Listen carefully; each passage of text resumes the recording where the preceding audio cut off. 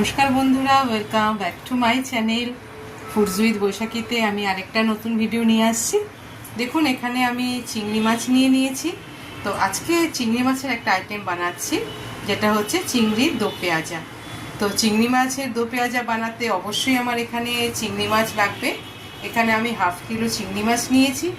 আর চিংড়ির সাথে আমার যেই আইটেমগুলো লাগছে, এখানে দেখুন আমি আলু নিয়ে নিয়েছি। আলুকে আমি ছোট ছোট কিউব করে কেটে নিয়েছি। এখানে পেঁয়াজ আমি নিয়ে নিয়েছি 3টে মিডিয়াম সাইজে, একটু হালকা ঝিরিঝিরি কাটা আছে। আর এখানে একটা বড় টমেটোকে আমি এইভাবে কেটে নিয়েছি, আর ঝাল অনুসারে লঙ্কা। তো চলুন বন্ধুরা, কিভাবে আমি চিংড়ির দো পেঁয়াজা বানাই সেই রেসিপিটা আজকে আপনাদের সাথে শেয়ার করছি। এখানে চিংড়ি মাছগুলো আমি নুন হলুদ দিয়ে মাখিয়ে নিচ্ছি। মাখিয়ে নিয়ে চিংড়িগুলো কিন্তু খুব হালকা করে ফ্রাই করে নেব। তো এক এক করে আমি মাছগুলোকে ফ্রাই করে নেব। চিংড়ি মাছকে কিন্তু একদমই বেশি ভাজতে লাগে না, হালকা ফ্রাই করলেই হয়। তো আমি 2-3 মিনিটের মতো ভেজে আমি উল্টে দেবো।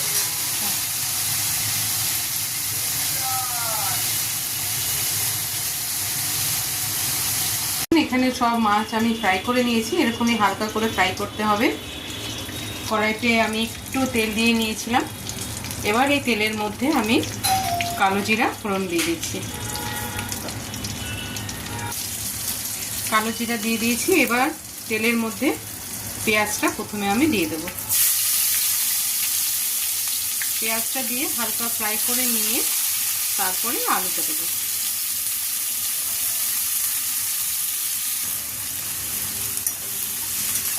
পেঁয়াজগুলো বেশি লাল করা যাবে না, হালকা ব্রাউন করে নিয়ে আলু দিয়ে দেবো। তো দেখুন, এখানে আলু আর পেঁয়াজ আমার ফ্রাই হয়ে গেছে। প্রায় 5 মিনিটের মতো ফ্রাই করলাম। এবার এর মধ্যে টমেটোটা দিয়ে দিচ্ছি। টমেটোটা দিয়ে 1 মিনিটের মতো নাড়াচাড়া করে আমি এর মধ্যে কিছু শুকনো মশলা দেবো, গুঁড়ো মশলা।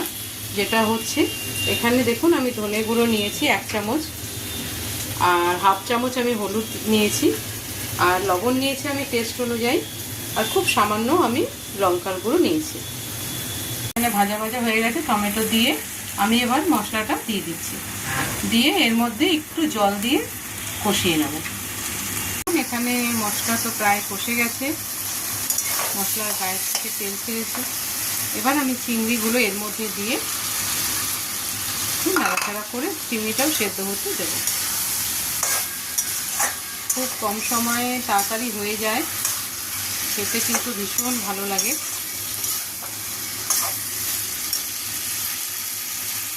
এবার আমি একটু এটাকে নাড়াচাড়া দিয়ে সামান্য একটু জল দেব।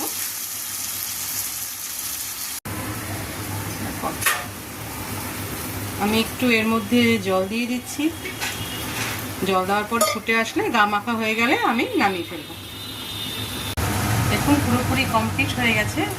চিংড়ি মাছ আর এই সবজিটা দিয়ে গায়ে তেল ছেড়েছে। এই অবস্থায় এটা নামিয়ে ফেলতে হবে। আমি কিন্তু কষানোর সময় একটু চিনি দিয়ে দিয়েছিলাম, যেটা আমি স্কিপ করে গেছি। আজকের চিংড়ির দো পেঁয়াজা পুরোপুরি কমপ্লিট। এবার আমি এটাকে নামিয়ে ফেলবো। বন্ধুরা দেখুন, আজকে আমার চিংড়ির দো পেঁয়াজা পুরোপুরিভাবে কমপ্লিট হয়ে গেছে। রেসিপিটা আপনাদের সাথে শেয়ার করলাম।